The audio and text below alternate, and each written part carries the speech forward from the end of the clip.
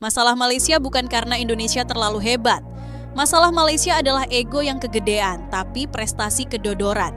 Ya, berita dari negara tetangga, negara tempat kelahiran Upin dan Ipin. Ya, media Malaysia iri melihat Indonesia. Gue kan kemarin bahas Malaysia yang di-ban sama FIFA, dan gue baru sadar di kolom komentar baik di TikTok maupun Instagram banyak banget orang Malaysia tersinggung. Kayak satu orang ini contohnya, banyaklah netizen Malaysia tersinggung sama Indonesia, mungkin iri. Setelah timnas futsal Indonesia memperlihatkan kelasnya dengan menyabet gelar juara Piala AFF ASEAN Futsal Championship 2024. Nah, ada yang sewot nih ternyata.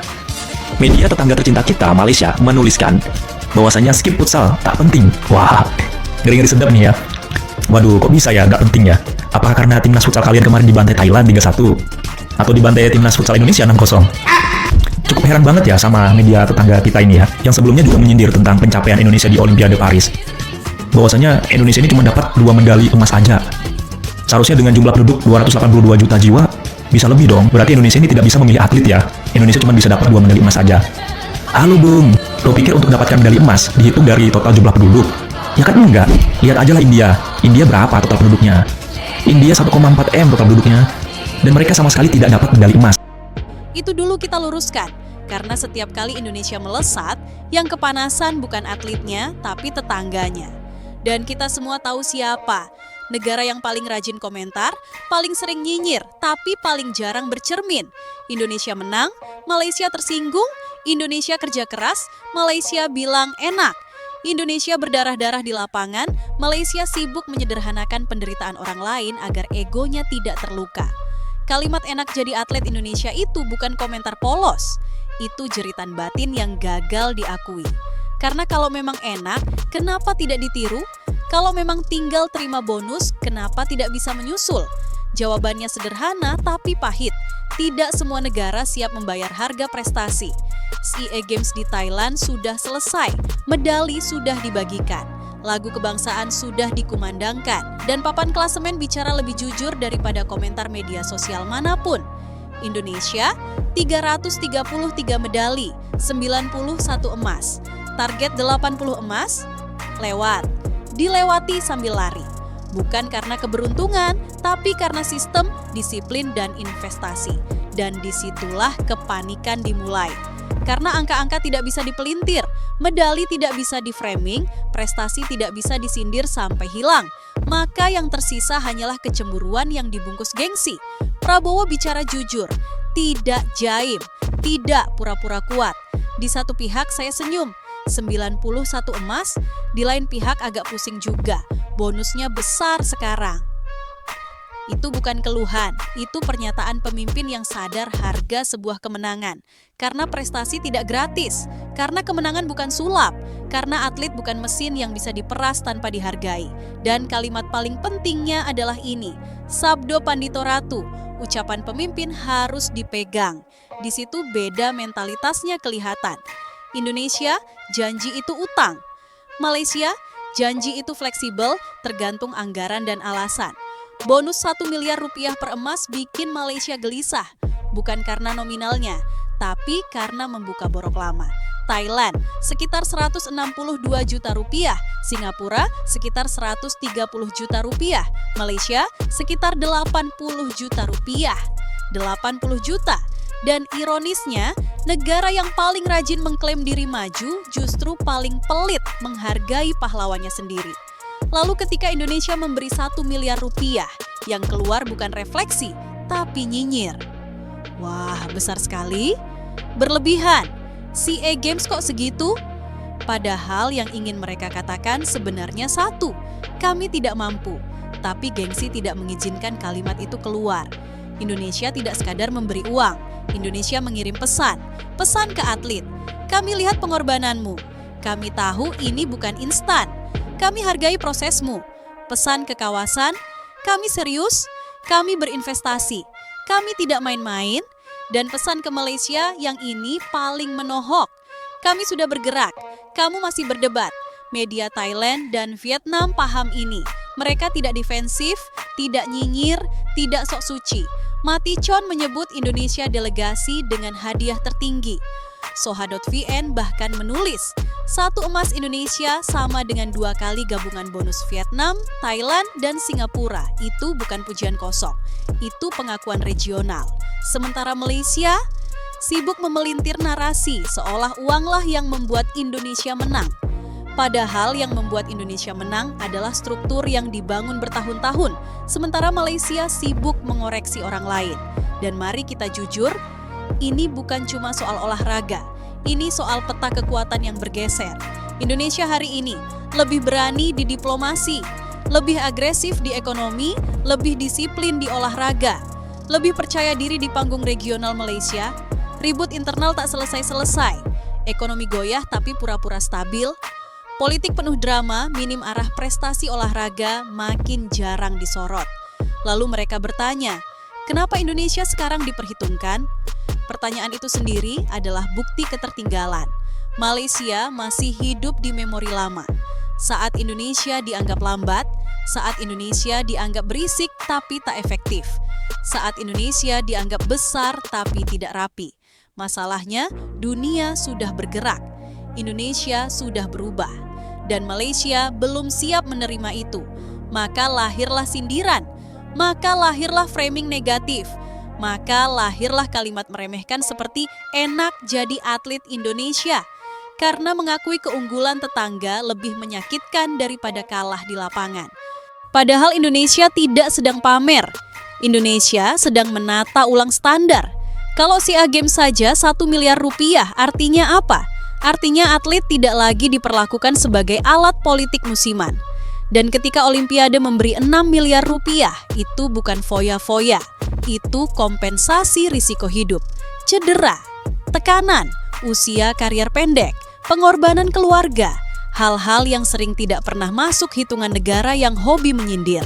Lihat Martina Ayu Pratiwi, 5 emas, 2 perak, lebih dari 5 miliar rupiah bonus. Dan sekali lagi Malaysia akan bilang, wah enak. Tidak, yang enak itu komentator dari sofa. Yang tidak enak itu atlet yang bangun jam 4 pagi selama bertahun-tahun. Indonesia hari ini bukan sempurna. Masih banyak PR, masih ada isu potongan bonus, masih ada birokrasi lambat.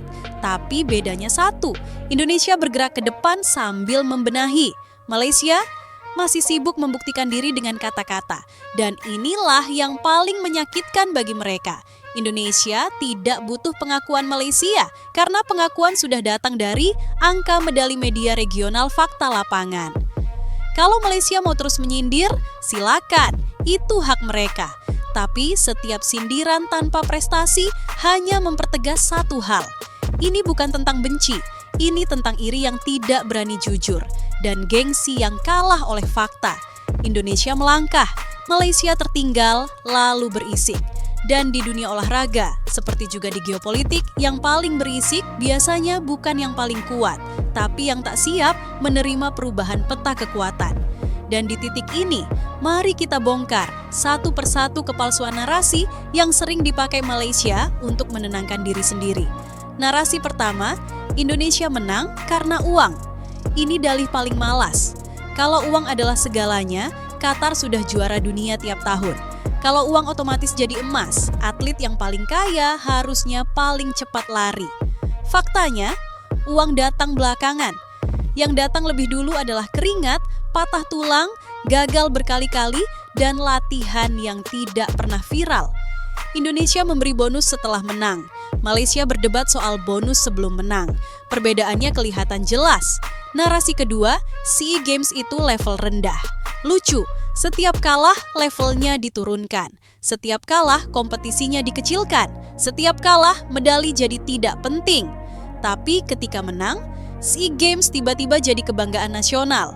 Standar ganda ini sudah terlalu basi. Dan yang paling ironis, Malaysia tetap ikut SEA Games. Tetap kirim atlet, tetap pasang target.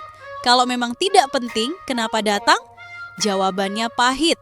Karena mereka masih ingin menang, tapi tidak siap menerima kalah. Narasi ketiga, Indonesia hanya jago di kandang Asia Tenggara. Ini lagi-lagi cara menghibur diri. Faktanya, Indonesia konsisten lolos Olimpiade. Punya peraih emas Olimpiade naik peringkat di berbagai cabang. Mulai disegani di level Asia sementara Malaysia, bergantung pada cabang yang itu-itu saja, regenerasi tersendat prestasi naik turun tanpa pola. Masalahnya bukan Indonesia hanya jago di SEA. Masalahnya Malaysia tidak berkembang secepat Indonesia. Dan itu bukan kesalahan Indonesia. Indonesia hari ini berisik di papan skor, bukan di mikrofon. Atlet bicara dengan medali, pelatih bicara dengan grafik progres, pemerintah bicara dengan anggaran nyata. Malaysia bicara dengan opini, bicara dengan framing, bicara dengan perasaan tersinggung. Dan dalam dunia olahraga, perasaan tidak pernah menang lawan angka. Coba perhatikan pola klasik ini. Saat Indonesia unggul, Malaysia bilang Indonesia arogan, Malaysia bilang Indonesia pamer, Malaysia bilang Indonesia berlebihan. Saat Indonesia kalah, Malaysia diam, Malaysia senyum, Malaysia tiba-tiba sportif. Ini bukan soal rivalitas sehat, ini soal tidak siap kehilangan posisi superior imajiner. Karena jujur saja, luka paling dalam Malaysia bukan medali. Luka paling dalam adalah kehilangan status psikologis. Dulu, Indonesia sering dipandang besar, tapi berantakan. Banyak penduduk, tapi tidak efisien. Rame, tapi tidak konsisten. Hari ini, narasi itu retak. Indonesia lebih rapi, lebih terukur, lebih berani pasang target, lebih siap bayar konsekuensi. Dan Malaysia belum menemukan kalimat pengganti yang nyaman. Bonus 1 miliar rupiah itu simbol, bukan soal angka, tapi soal keberanian negara menghargai kerja keras rakyatnya. Negara yang menghargai atletnya adalah negara yang paham nilai martabat. Negara yang pelit pada atlet biasanya pelit juga pada guru peneliti tenaga kesehatan. Karena mentalitasnya sama, sudah syukur dikasih panggung. Indonesia sedang keluar dari mentalitas itu. Malaysia masih terjebak. Dan ketika Indonesia berani pasang standar tinggi, yang lain terpaksa memilih mengikuti atau menyindir. Indonesia memilih berlari, Malaysia memilih berkomentar, dan sejarah selalu berpihak pada yang bergerak. Yang lucu, Malaysia sering merasa dirinya korban. Korban Indonesia, korban framing, korban keadaan regional. Padahal yang terjadi sederhana. Malaysia belum selesai dengan dirinya sendiri. Politik internal ribut. Ekonomi tidak stabil, arah kebijakan sering berubah. Dalam kondisi seperti itu, melihat tetangga stabil dan naik kelas memang menyakitkan. Maka lahirlah drama moral. Maka lahirlah sok bijak. Maka lahirlah komentar setengah mengejek setengah iri. Indonesia tidak membenci Malaysia. Indonesia bahkan tidak terlalu peduli. Indonesia sibuk membangun sistem pembinaan jalur atlet usia dini, kompetisi berjenjang, insentif yang jelas. Sementara Malaysia sibuk membangun narasi defensif. Dan ini hukum alam yang tidak bisa ditawar. Negara yang fokus ke dalam akan naik. Negara yang sibuk mengomentari luar akan stagnan. Sekarang mari kita kunci satu fakta yang tidak bisa dibantah. Indonesia tidak meminta Malaysia mengakui. Indonesia tidak butuh pujian. Indonesia hanya berjalan. Dan setiap langkah itu membuat jarak makin terlihat. Bukan karena Malaysia lambat, tapi karena Indonesia mempercepat diri sendiri.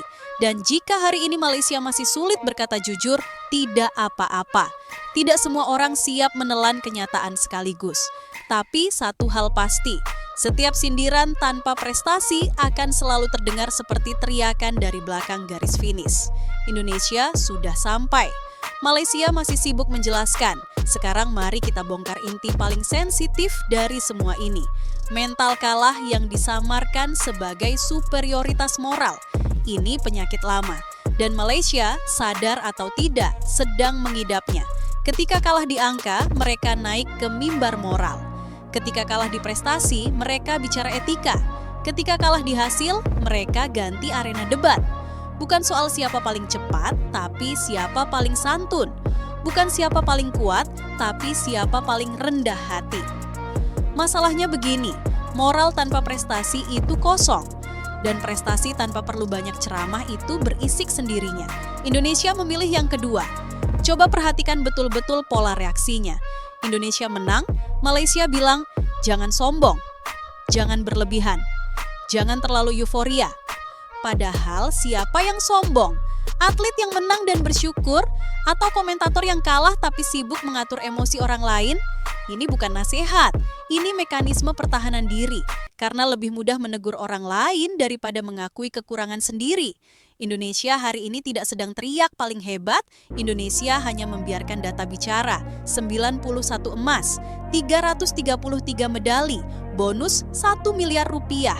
Target terlampaui, semua itu faktual. Bukan framing, bukan bualan. Dan fakta adalah musuh terbesar bagi gengsi. Lalu muncul argumen klasik berikutnya, Indonesia besar, penduduk banyak, wajar unggul. Ini argumen setengah benar yang sering dipakai untuk mencari aman. Penduduk banyak itu potensi, bukan jaminan.